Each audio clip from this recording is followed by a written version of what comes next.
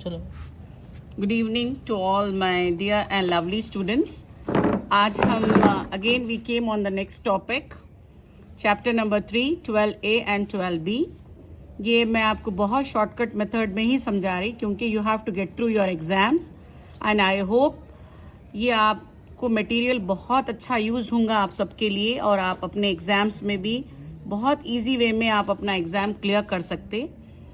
Income from house property has been classified into two types. One is self occupied और दूसरा है आपका let out. Self occupied का एक प्रोफार्मा लिख दी मैं आपको क्योंकि अब आप स्टूडेंट्स के लिए बहुत आसानी होना है। ये प्रोफार्मर आप सिर्फ पढ़े तो देखे तो समझ में आना कि सेल्फ ऑक्यूपाइड का प्रोफार्मर हमको क्या लिखना है। तो computation of dash dash dash के प्लेस में आपको नेम ऑफ ए पर्सन लिखना है। Income from the house property self occupied, सिर्फ particulars amount, net annual value, less deduction under section 24, interest on loan और प्री कंस्ट्रक्शन इंटरेस्ट। जो भी answer आ रहा आपका ये लॉस फ्रॉम हाउस प्रॉपर्टी होता। नाउ सेकेंड प्रोफॉर्मर पे आएंगे अपन लोग। लेट आउट, लेट आउट का प्रोफॉर्मर थोड़ा डिफरेंट रहता सेल्फ ऑक्यूपाइड से। Computation of dash dash dash income from house property let out, particulars amount, gross annual value, less municipal taxes. जो answer आ रहा आपका वो नेट एनुअल वैल्यू हो रहा आपका। Less deductions under section 24, standard deductions 30% of net annual value. Then interest on loan, यहाँ पर भी pre construction interest 1/5 of interest लेना है और जो आंसर आ रहा वो income from house property. Gross annual value के लिए आपको एक वर्किंग नोट्स बनाना पड़ेगा। ये परफॉर्मर आप पूरी तरह से परफेक्ट करना है। ये परफॉर्मर आपको दो जगह यूजफुल होगा, एक 4 मार्क्स के लिए भी यूज होता है आपका और एक 12 मार्क्स के लिए भी। तो compute gross annual value, step number 1 में हम लोग first calculate expected rental value, जो higher of the following 2 amount से हायर लेना है, MRV FRV, municipal rental value and FRV. यहाँ पर मैं क्लियरली आपको भी एक्सप्लेन नहीं कर रही।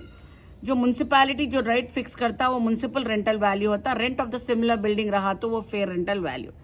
सेकेंड पॉइंट आता है आपका calculating adjusted ERV which is least of the following 2 amounts. First point है आपका एक्सपेक्टेड रेंटल वैल्यू, सेकेंड है आपका standard rental value. Step number 3 में जो लीस्ट है again it will go to the step number 4। तो स्टेप नंबर 3 आपको calculating actual rental value, rent receive plus outstanding rent minus unrealise rent minus vacancy. अब step number 4 जो answer आपको expected rental value में आया वो answer को आप ड्रॉप डाउन करके स्टेप नंबर 4 में डालिए। उसके बाद एक्चुअल रेंटल वैल्यू दोनों डालने के बाद हायर, जो हायर आता ये अमाउंट लिख जाके हम ग्रॉस एनुअल वैल्यू डाल के पूरा प्रॉब्लम कंप्लीट करते। मैं आपको problem number 33 page number 117 Siya publication से एक प्रॉब्लम समझा रही है आपको। Please this is the problem. Municipal rental value 2 houses का दे रहा है यहाँ पर, house number 1 and house number 2। Municipal rental value, fair rental value, standard rent, actual rent, date of construction, interest on loan, then pre construction interest, vacancy period and municipal taxes. All points जो हम performer में लिखे वो पूरे points यहाँ पर cover कर रहा है। तो फर्स्ट आपका ये municipal rental value, fair rental value, standard rent, actual rent, ये 4 बेस्ड करके आपको फर्स्ट लेट आउट का करेंगे अपन, उसके बाद सेल्फ ऑक्यूपाइड को जाएंगे। फर्स्ट लेट आउट में आपका म्युनिसिपल रेंटल वैल्यू कितना दे रहा है आपका, हाउस नंबर 1, हाउस नंबर 1 डालिए।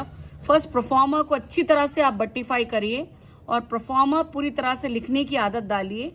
तो अगर आप पूरा प्रोफॉर्मर भी परफेक्ट लिखिए, अगर ऊपर नीचे आपके जब पोस्टिंग्स कर रहे हैं थोड़े बहुत मिस्टेक्स भी आने की वजह से भी आपको प्रोफॉर्मर के अच्छे मार्क्स मिलेंगे आपको। Municipal rental value 8 lakhs, then comes fair rental value 9 lakhs। ये दोनों में से हायर आपका 9 lakhs है, 9 lakhs को कंसिडर करिए आप एक्सपेक्टेड में। देन स्टैंडर्ड रेंट 10 lakhs है। ये दोनों में से जो लीस्ट है आपका 9 lakhs राउंड अप करिए। ये 9 lakhs को आप ब्रॉड डाउन स्टेप नंबर 4 में डालिए। Then comes to your actual rent, कितना रेंट प्रिपेयर कर रहा आपको ने दे रहा, 12 lakhs रुपीज दे रहा आपका रेंट। 12 lakhs में 1 मंथ का रेंट वैकेंसी पीरियड में दिया उन्हें, तो आप क्या करिए 12 लाख, टोटल मंथ्स आपके 12 रहते, 12 में से 1 मंथ निकाल दीजिए आप, तो 11 रहता, इंटू 11 डिवाइडेड बाई 12 कर दीजिए, सिंपल वे, तो आपको 11 लाख आ जाता। ये 11 लाख को आप ब्रॉड डाउन करिए नीचे। अब दोनों में से हाईएस्ट क्या है आपका 11 लाख। ये 11 लाख को आप प्रोफॉर्मा में डाल दीजिए, very simple, 11 lakh. Municipal tax, municipal tax यहां पर आपको परसेंटेज दे रहा 10% जो दिया, ये हमेशा म्युनिसिपल रेंटल वैल्यू पे ही कंसिडर करना है बेटे, आप लोग समझे। म्युनिसिपल रेंटल वैल्यू है आपका 8 लाख, इसके ऊपर आप 10% करिए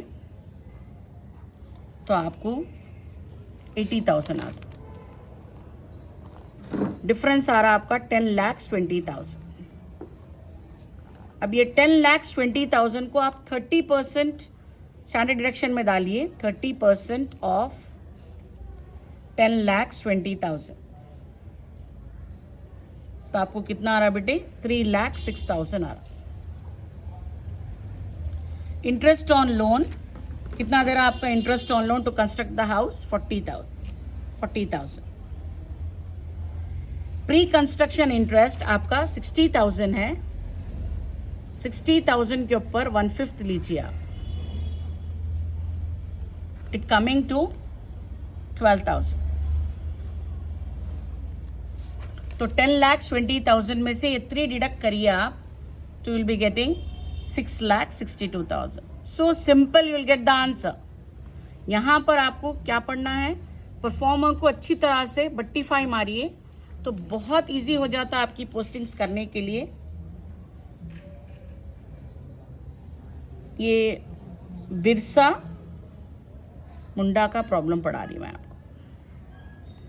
एक आप हाउस नंबर 1 तो आ गया, हाउस नंबर 1 आपका लेट आउट है।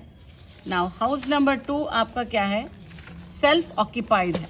सेम सेल्फ ऑक्यूपाइड का परफॉर्मर ऑलरेडी मैं लिख के हूं यहां पर, तो बिरसा मुंडा। सेल्फ ऑक्यूपाइड तो और बहुत इजी है आपको, नेट एनुअल वैल्यू हमेशा डैश रहता है आपका। इंटरेस्ट ऑन लोन आपको 48,000 दिया उन्हें।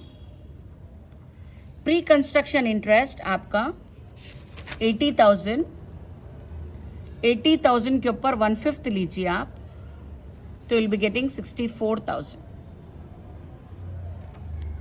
16,000।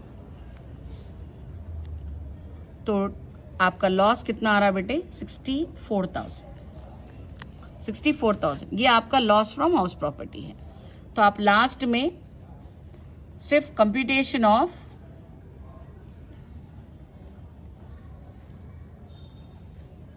Income from house property,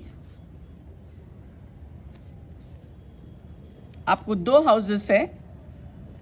first आपका है लेट आउट, जो लेट आउट का आंसर आपको कितना आया है बेटे यहां पर 6,62,000। सेल्फ ऑक्यूपाइड आपको लॉस आ रहा, लेट आउट आपका इनकम आया, ये लॉस है 64,000। तो जो आंसर आ रहा आपका 5,98,000, ये आपका टैक्सेबल इनकम है। I hope everyone understood this problem very clearly, and it will be very much helpful to all of you for easy preparation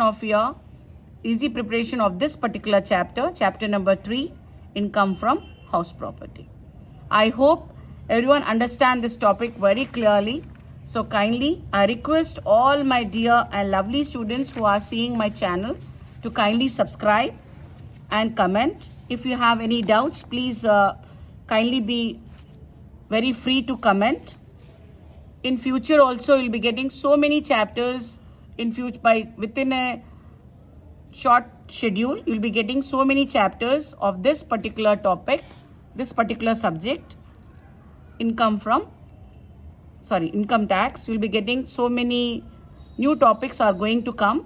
So kindly I request all my dear and lovely students, if you understand the topic so easily, so kindly subscribe.